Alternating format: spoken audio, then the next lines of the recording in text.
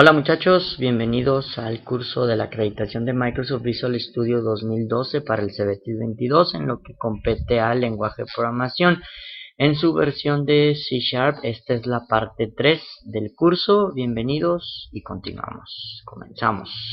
Unidad 3 que lleva por nombre el almacenamiento persistente de los datos. Es decir, nos vamos a meter con bases de datos en esta ocasión con la plataforma de SQL de Microsoft.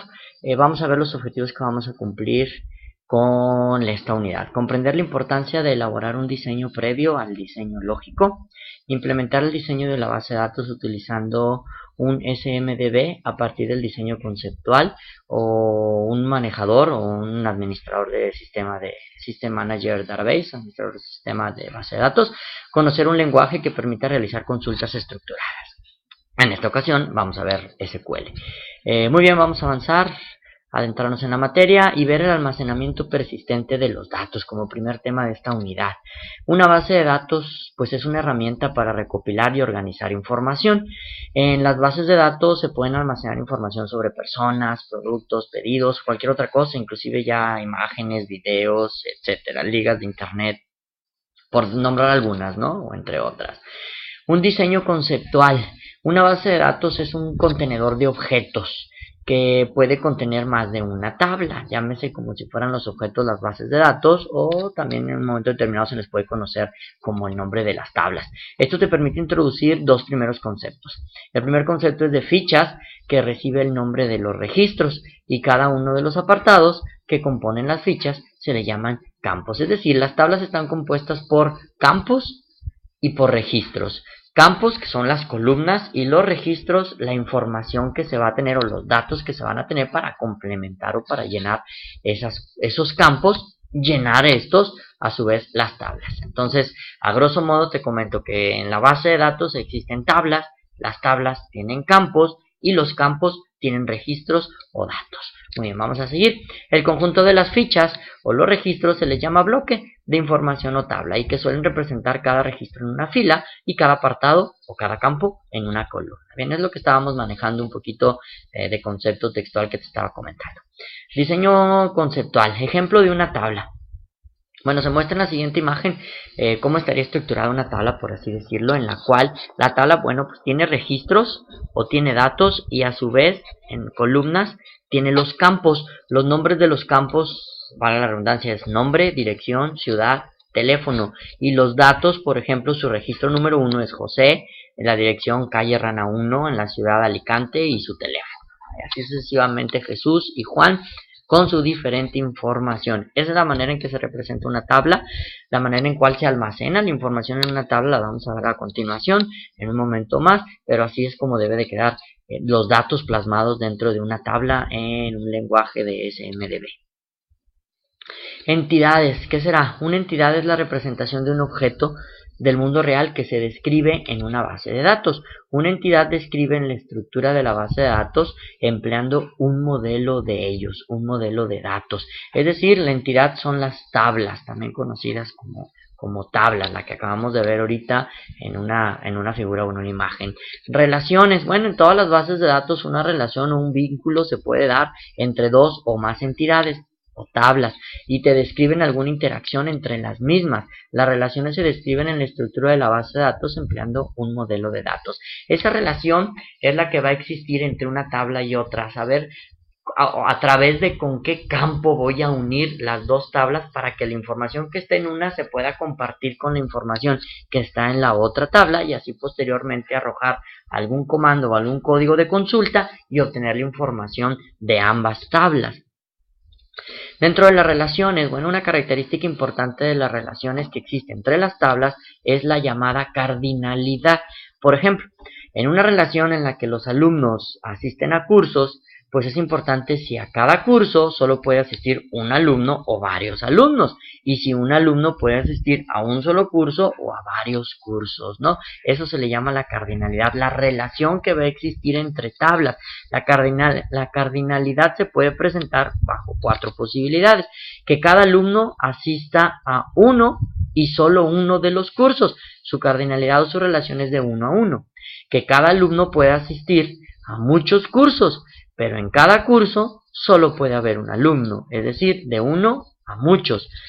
Que cada alumno pueda asistir a un único curso, pero puede haber varios alumnos en un curso. La relación o la cardinalidad es de muchos a uno. Y por último, que cada alumno puede asistir a varios cursos y en cada curso puede haber varios alumnos. Relación muchos a muchos. Estas son las 4 relaciones que se pueden dar en una relación de tablas. Son las 4 características, son las 4 posibilidades, ¿no? 1 a 1, 1 m, 1 a mucho, mucho a 1, muchos a muchos.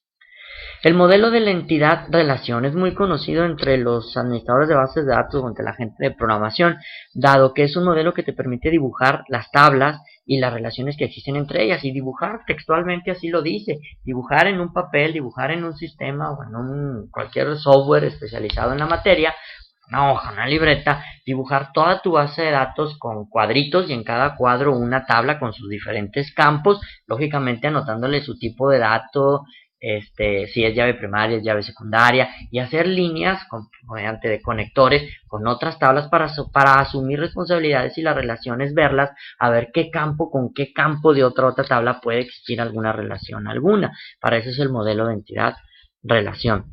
Diseño lógico, hablando un poquito de los tipos de datos. Bueno, los tipos de datos que se manejan en la programación de bases de datos, pues es el tipo de dato de texto, que significa cuando nuestros campos deben almacenar letras y quizás algún otro tipo de símbolo de puntuación, ya sean también cifras numéricas. Cualquier tipo de carácter puede estar dentro de este tipo de dato de texto. Numérico, cuando nuestro campo vaya a guardar cantidades numéricas, es decir, solo números, especialmente si más adelante necesitas realizar operaciones aritméticas con estas cantidades. Este es un punto importante, dado que no necesariamente por meter el dato o meter la información dentro de una tabla que vas a almacenar un número, no necesariamente tiene que ser numérica. Te voy a dar el siguiente ejemplo. ¿Qué pasa cuando estamos colocando en un sistema que nos preguntan, dame tu dirección, ponemos nuestra calle, dame tu número de la dirección de tu casa?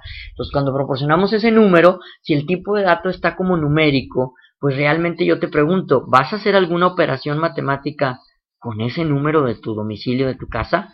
Pues yo creo que no, ¿verdad? Entonces no le vamos a alterar nada, no vamos a hacer nada. Entonces aquí es recomendable en algunas ocasiones marcar los números como si fueran un texto, dado que a este ejemplo que te acabo de dar para la dirección de tu casa no es necesario hacerle operaciones matemáticas. Cuando vas a hacer operaciones matemáticas, ahí sí te recomiendo que lo determines con un valor de tipo de dato numérico. El lógico, cuando solo hay dos posibilidades, ya es verdadero o sea, ya sea falso. ¿Es un sí o es un no? La fecha, pues para determinar fechas y en ocasiones hasta algunas horas. Llámese muy conocido como el date time. Puede ser date nada más o puede ser date time, para almacenar la fecha y una hora. Claro que el date en su formato preestablecido. DD, MM, YY. 2 campos para el día, 2 campos para el mes y 4 caracteres. Mejor dicho, 4 caracteres para el año. El memo es un campo de texto especial que permite pues una longitud ilimitada. Cuando marcamos un texto y un memo, la diferencia que existe entre ellos es que el texto tengo que capturar hasta 255 caracteres, o me da la posibilidad, pero cuando estoy calculando o estoy capturando en un tipo de dato memo, no tengo límite para terminar eso. Pueden ser más de 255 caracteres. Solamente te recomiendo que tengas cuidado con tus discos duros, dado que se puede consumir muy rápido el almacenamiento de esto. Lenguaje de consulta, sintaxis básico del lenguaje de consulta estructurado, hablando de SQL como te lo había comentado. SQL es un lenguaje de computación que sirve para trabajar con conjuntos de datos y las relaciones que existen entre ellos. Prácticamente el significado de SQL es un lenguaje de consulta estructurado o Structured Query Language. La sintaxis es el conjunto de reglas o los comandos que tienes que arrojar mediante los cuales se combinan elementos con un lenguaje correctamente. La sintaxis de SQL se basa en la sintaxis en el idioma inglés, de tal forma que todo lo que tengamos que arrojar tiene que ser en inglés. Sintaxis básico, nuevamente, continuando con este tema, son los comandos. Bueno, existen dos tipos de comandos en SQL, los cuales los primeros son los DLL, que permiten crear y definir nuevas bases de datos, campos y índices. Es decir, agarramos cierto tipo de comandos bajo la estructura DLL que te van a permitir crear bases de datos, crear tablas, crear campos, toda la estructura lógica de una base de datos. Y por otro lado tengo los DML, los cuales te permiten generar consultas para ordenar, filtrar y extraer datos de la misma base de datos. Llámense el select, insert, update y delete, que son los que están dentro de este tipo de comando como DML. Muy bien, sentencias de selección, inserción y actualización. Vamos a meternos un poco a hablar de esos DML en sus estructuras para ver cómo funcionan cada uno. Vamos a ver las sentencias de selección o las select. Se utilizan para indicar al motor de la base de datos que devuelve información de la misma. Esta información es devuelta en forma de un conjunto de registros que a su vez estos pueden modificarse. Y su sintaxis sería select, por ejemplo, select el campo que te quieres traer de la tabla tal. Seleccióname o muéstrame el campo que tú quieras de tal tabla. O inclusive seleccióname nombre, teléfono, en este caso trae dos campos de la tabla clientes. O en su defecto puedes poner select asterisco from el nombre de una tabla. El asterisco lo que se va a significar es que te va a traer todos y cada uno de los campos que estén contenidos sobre tu tabla. Claro está que después sigue la cláusula where, donde tú puedes marcar alguna condición. Select asterisco from clientes where cliente ID igual a 1, y lo único que te va a traer es el cliente número 1 o el registro número 1 dentro de esa tabla de clientes. Continuamos con las mismas sentencias, pero ahora vamos a ver la de inserción, es decir, donde voy a incorporar datos o voy a insertar datos.